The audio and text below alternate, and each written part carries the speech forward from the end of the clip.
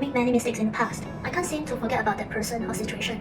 They make me sad or angry when I think about them. Are you still having this thought sometimes? Then you must understand these three things. First of all, everything that is outside of you is out of your control. Situations, other people's actions, thoughts and opinions, you have absolutely no control over any of this. Secondly, nothing is permanent in this world, not even your problems. Good things may come to an end, people come and go in your life, and if you are in a difficult situation right now, it will fade away as well. So there isn't really a point in holding on to anything, because eventually, all of us have to let go of everything one day, right? Only if you understand this, when things are walking away from you, you happily let them go to let new things in. Because if you're holding onto the past, holding onto the person or situations, you're not allowing space for new things, new people and new opportunities to come into your life. Only with this, your life can flow and you live a happy and fulfilling life.